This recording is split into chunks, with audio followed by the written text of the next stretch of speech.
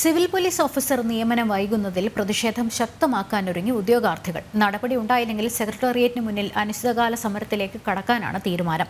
Rank list കാലാവധി തീരാൻ ഇനി 2 മാസം മാത്രം ശേഷിക്കെയാണ് ഉദ്യോഗാർത്ഥികൾ അനിശ്ചിതകാല സമരത്തിലേക്ക് നീങ്ങുന്നത്. സെക്രട്ടേറിയറ്റിന് മുന്നിൽ പലകുറി പ്രതിഷേധം നടത്തി. പരാതികളും നിവേദനങ്ങളുമായി മുഖ്യമന്ത്രിയെയും മന്ത്രിമാരെയും സമീപിച്ചു. പക്ഷേ നിയമനം നടന്നില്ല. ജോലി ലഭിക്കുമെന്ന അവസാന പ്രതീക്ഷയും മങ്ങിത്തുടങ്ങി. ഈ ലിസ്റ്റിൽ നിയമനം ലഭിച്ചില്ലെങ്കിൽ പോലീസ് ജോലി എന്ന സ്വപ്നവും അതോടെ അവസാനിക്കും.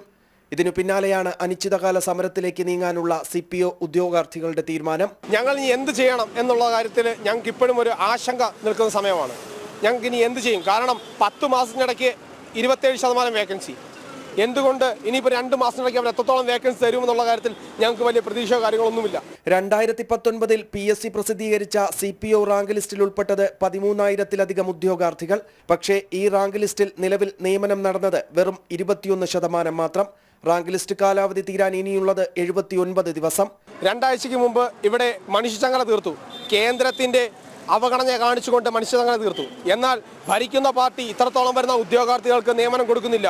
അതെന്തുകൊണ്ട് അവർ ചൂണ്ടിക്കാണിക്കുന്നില്ല? പോലീസിലെ 7 ബറ്റാലിയനുകളിലായി നിരവധി ഒഴിവുകൾ ഉണ്ടായിട്ടും എന്തുകൊണ്ടാണ് നിയമനം നടത്താത്തത് എന്ന ചോദ്യമുയർത്തി പാളയം രക്തസാക്ഷി മണ്ഡപം മുതൽ സെക്രട്ടേറിയറ്റ് വരെ തൊഴിലില്ലാ ചങ്ങലയും തീർത്തു ഉദ്യോഗാർത്ഥികൾ. ജനം, തിരുവനന്തപുരം.